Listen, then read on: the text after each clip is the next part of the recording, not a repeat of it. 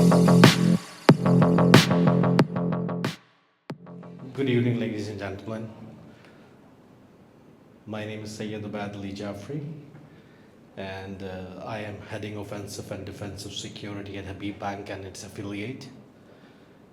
The topic of today's presentation is building cyber resilience for organizational agility. Actually, whenever the resilience word come into my mind, I connect it with cyber. So there are things which we are thinking about is cyber attacks and their preventive measures. Importantly, it is very necessary to know if an attack happens in an organization, what will be the consequences and how prepared you are to combat against such situations. Ladies and gentlemen, in order to understand that what cyber resilience is actually, I have prepared some slides that will help you in examine and for an individual and for corporate perspective, you would be able to examine that where you are from the resilient perspective in terms of cybersecurity.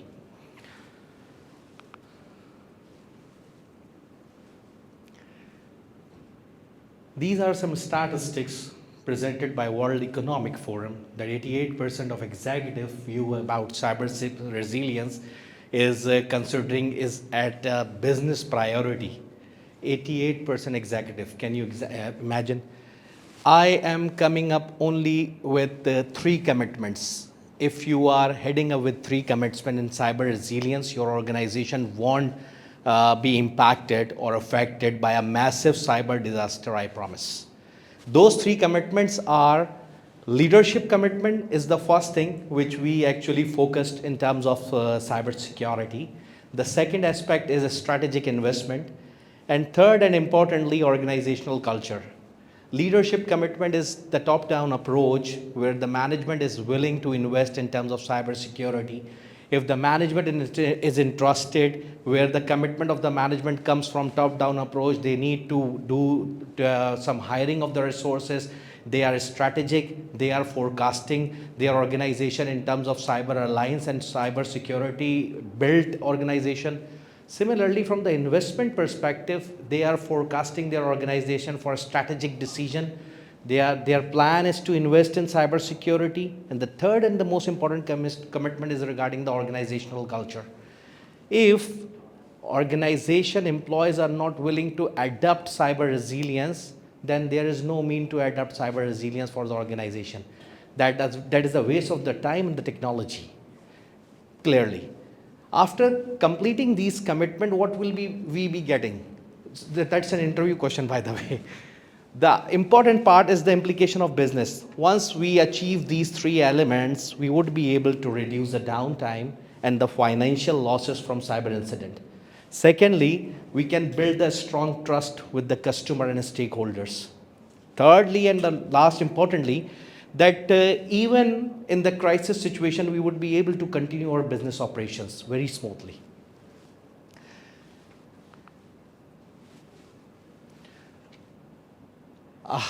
This is very important and interesting slide, that why we are actually focusing on cyber resilience to become a priority. I'm not here to tell you the definition of cyber resilience. You know better than me the definition of cyber resilience. I'm here to tell you that how I and my organization and from the corporate perspective, we are actually forecasting the resilience in terms of cyber security and how we are achieving it. The framework, I am here to inform you and here to tell you that from what perspective we are actually anticipating this cyber resilience. There are important perspectives that that the frequency of sophistication attacks like phishing attack, ransomware attack, and malware attack, they are increasingly enhancing for last couple of years, and due to which we need an urgent preparedness for cyber resilience. Similarly, regulatory are more focused on the banking area specifically. They are more interested in viewing the bank if they got any compromise and if they are facing any disaster. So they are more interested in evaluating the controls of the bank. They are keen interested to evaluate the security posture of the bank.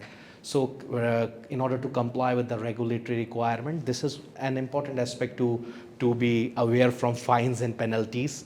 The third, after the escalation of digital initiative, after post-pandemic, the increase of the attack surface has been actually anticipated for last 5 years.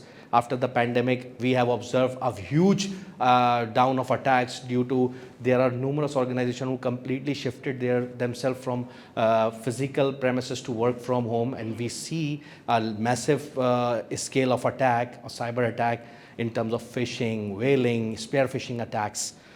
Importantly, this statement I usually refer to various colleagues, that if you know your enemy, like if you know your threat actor, what he is actually up to, what his actually grounds are, what he is intending to do, like what attack vector he is actually planning to attack in your organization. And if you know your defenses, like if you know your security, your perimeter, your edge, and your endpoint, if you know that what security measures you have implemented in your organization, you won't be fear about thousands of battle.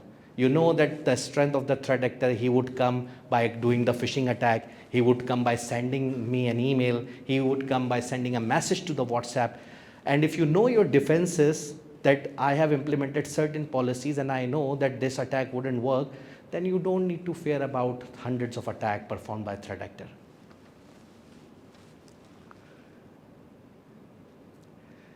There is another statistics presented by IBM, that the estimated cost of a data breach is 4.45 million. And are you ready to anticipate this cost? It's a surge in the ransomware attack, and we have seen in last couple of years that it's increased up to 105%. And in 2024, it was released by IBM. And again, it is anticipated is that the statistics are 63% consumer are unwilling to do business with those companies who got breached, who got data breached. It's presented by Accenture. 74% organization reported insider attacks or data breaches caused by employee negligence or maybe malicious intent. 82% breaches involve human errors. So if you compare these three statistics, and regarding the facts, there are that the robust cyber resilience strategy reported 25% stakeholder trust level. They increased the trust level of 25% stakeholder. Forrester report that the resilience recovery time reduces to 60%. It's a very big number, I must say. It's presented by Forrester. Companies with a strong cybersecurity practice are 30% more likely to pursue digital transformation, because if you are not adapting digital transformation, you would not be in the race at all. Leveraging threat intelligence reduces the cost of 2.5 million on average. It's why we have just placed this statement, because TI has played a very vital role in the field of cyberspace. Because if your external attacks exposure is available for public, and there are data exposure for your client, consumer, stakeholder, suppliers, then this is not good for those organizations who is integrating with your organization, who wants to do business with you. There are organizations who intends to do business with you, but if they see your exposure on the dark web, they would not be willing to do business with you. So in order to cut down this threat TI exposure, we have set up a framework, a very agile framework for you. Because I am not here to give you a presentation, I'm here to give you the rationale that how to do and what to do in cyber resilience. Like as an individual, what you will be achieving after this presentation, and how will you achieving after this presentation. This is the most important thing.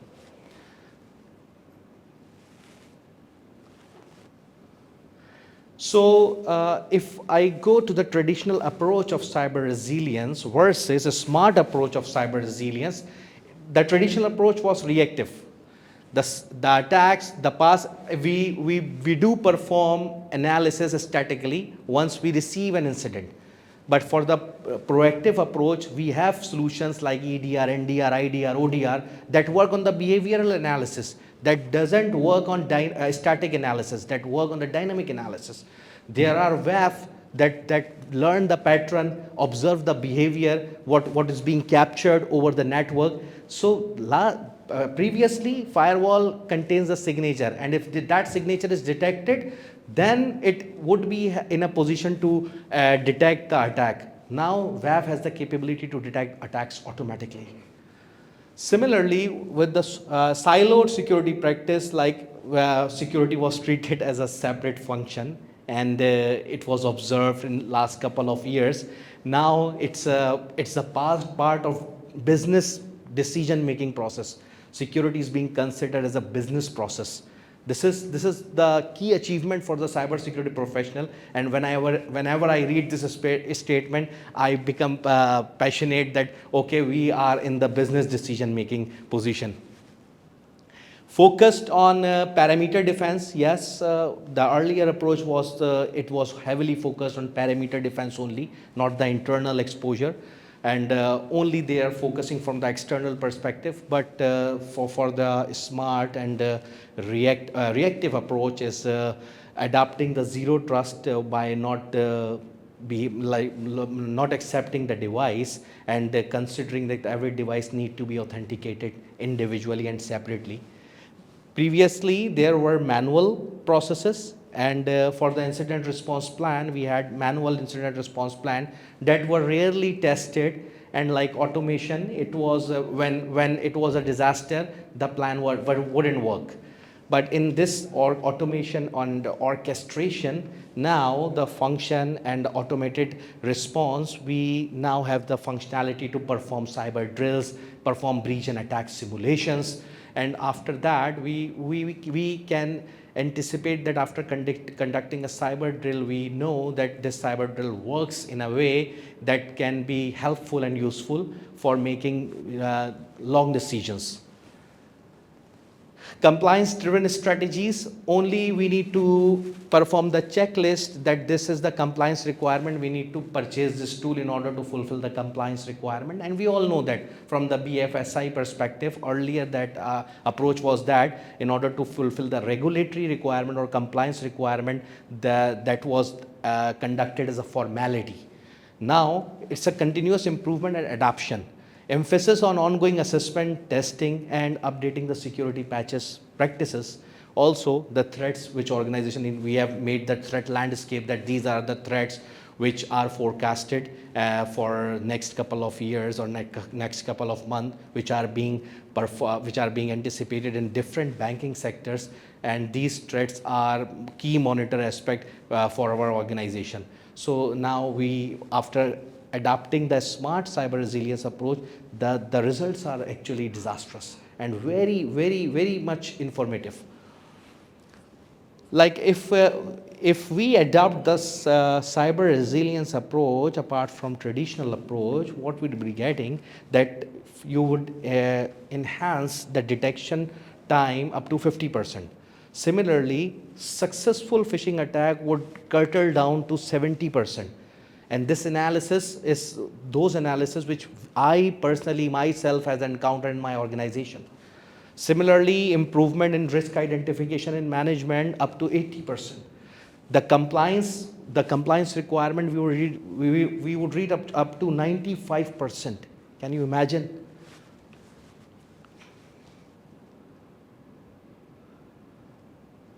So the question is what to do? Like as an individual, so how can I achieve cyber resilience and what I need to do? So these are the 5 steps if an individual can perform in an organization. If an organization would definitely ask you as an individual perspective that, okay, we are giving you this task, what would be your approach? How would you do the cyber resilience for our organization? What would be the steps? If you go Google and perform that I need to perform cyber resilience, you would find identify, protect, detect, response. But if you see practicality, there are some other aspect. Like the first step is to identify the critical asset. You need to perform the criticality assessment of the asset. And after that, you need to perform the impact assessment of the asset. If you are running up around 100 server in your organization, you can't do a like those 100 servers are not critical at all. Those servers needs to be assessed from the criticality perspective those servers contain SI, like sensitive information, or PII, personally identifiable information, in which you would find that out of 100 servers, 25 are the critical servers which needs like focused monitoring. Like after that, you need to perform the impact assessment activity. How to conduct impact assessment activity? You need to connect with financial department. The finance would be able to tell you that if that server goes down, how much the financial impact for the organization that would face.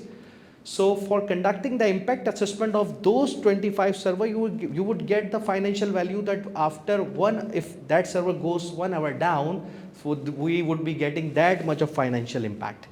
And after that, you need to conduct the asset classification. That okay, we have classified the asset. This asset contains the confidential, integrity, and availability constraint. And after calculating the CIA score, you would easily classify the asset. So after conducting these 3 assessments, you had achieved the step 1 in what to do situation. Another step is to conduct the risk management. Now I am taking those 25 server out of 100. Now I have identified my critical asset, performed the impact assessment on those critical asset. Now I am moving one head forward, that I need to perform the risk management. To conduct the risk management, we need to perform the vulnerability assessment. So we usually conduct the vulnerability assessment. This term usually comes in my mind that, okay, this asset requires vulnerability assessment. No, the asset requires vulnerability assessment for those that are critical in nature. So performing vulnerability assessment on critical asset is the priority than performing vulnerability assessment on the non-critical asset. Yes, it is important, but not on the as important as we are conducting the VA on the priority asset. Then we are making the information security risk assessment that requires not vulnerability assessment, whether the patch is updated on the system, whether the maybe antivirus, EDR, or any other solution is enabled on the system, unnecessary services are closed on the system. So that comes in the risk assessment phase, that this system is vulnerable from these services or not. That doesn't come in the VA phase. Information security risk assessment is more likely to assess the processes that is executed in the system.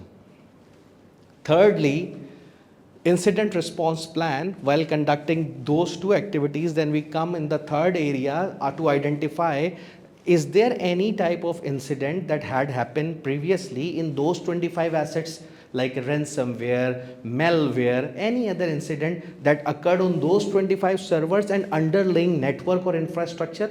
Like those 25 servers must be connected with the firewall, with a router, or with any network devices. So is there any attack encountered by these servers on the perimeter or internal level? So we need to identify or classify the incidents. Secondly, conducting tabletop exercises, and also conduct the simulated cyber drills. Simulated cyber drills meaning we will need to ensure that these servers, in case of disaster, would work in the crisis management situation. That in the management or for the employee engagement, they know what to do in case of any disaster. Like they wouldn't be seeing the faces of each other. Like when in case of disaster, we would be seeing each other faces, not for the reactive approach. So they need to be very proactive. Continuous monitoring is the 4th step. Like you need to detect anomalies that are coming from the outside the network for those 25 assets, and monitoring parameter, DMZ, and edge security, performing log analysis of critical events. The whole landscape of resilience, what we have observed so far, is relying on these stages, and in these stages, specifically in these areas, what we have focused on and what we have examined so far, these areas are the key concerning areas where we need a closer eye on it. Finally, training and awareness is the key element where we develop the training and awareness program. We conducted simulated training and awareness sessions with the audience. We send the brochures over the internet. We send emails to the employees and customers regarding training and awareness. Also, we conduct the phishing simulations, run different campaigns, and which schedule on annually or biannually or quarterly basis. So what to do? This is the important area that you need to do this thing. Now, this is my last slide. I wouldn't take your time very much. And how to do is, this is the key thing. So how to do is, like what to do, I have told you the steps, that these are the steps. And how to do is, like we have divided these areas into three main categories. The first category is the network protection, second category is the endpoint protection, and third category is the user protection. From the network protection perspective, you need to conduct the risk assessment first, ingestion logs in SIEM, implementing UTM firewalls, making sure that encryption is in place or enabled, taking backups for network segments, and perform the vulnerability testing on the network level. On the endpoint level, like the user machine and the server level, what you need to ensure these 6 areas. There are numerous areas, but if you ensure these 6 areas, you can achieve the minimum assurance of resilience. And what are they? Like if you implement an advanced EDR solution, it may help you to detect the anomalous behavior conducted by the system, and if in case of any anomaly or attack happened in your endpoint, it will trigger an alarm. Further, you need to perform the software and services update, like third-party software that may be open source like Java, Adobe, and Flash, that should be patched. Because of these systems and these applications, mostly organization got compromised, like AnyDesk vulnerability, TeamViewer vulnerability, VNC vulnerabilities. These are the open source software that provides various functionality, but due to the lack in implementation or due to the lapse in their soft security, the whole endpoint got compromised. Similarly, performing the system hardening, our practice is to take the golden image of an operating system. What does golden image means? A hardened operating system with limited services running in it, implemented EDR, XDR, NDR, and certain event logs are enabled in the system, and taken the golden image, and that golden image is being deployed throughout the organization in order to make it consistent. So that golden image, if you have, so there is no chance of, or there is no scope of error that you have deployed the golden image and EDR was not installed. EDR is in the golden image. And whenever you deploy the golden image, it will be automatically installed across the board. Mobile device management, personal phones containing official email address. This is the practical use case. Personal phones containing the official email address are prone vulnerable from stored credential attacks, and mostly personal phone got compromised, and due to that your official account credential got compromised. Multi-factor authentication needs to be enabled using various techniques like authenticator. Virtual patching is one of the key elements what we have focused on and help our organization to achieve cyber resilience. And last but not the least, it's about the user protection layer. For the user protection, we deployed the spam filters on the user layers, dark web monitoring, like if the user credentials are exposed on dark web for an organization, we immediately go and ask the user to change the credential, implement MFA. And if we find any credential on the dark web, we connect with the user and we ask the user, what application did you recently implemented or installed in your phone? That application compromised your credential. We immediately ask the user to change it immediately and try to shut down those specific websites where the credential were breached. The shutdown rate is not very good, but we try to keep it ongoing as a BAU activity. Security training and awareness is also important part for the employee training and awareness is the that help in growing the the organization agility while you are conducting security and training awareness in terms of simulated cyber drill.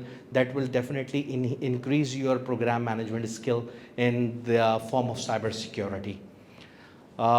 Thank you very much, ladies and gentlemen. And if you have any query, you can feel free to ask. I still have 15 seconds. I can answer if you need any query. And this is my QR for LinkedIn. Thank you very much.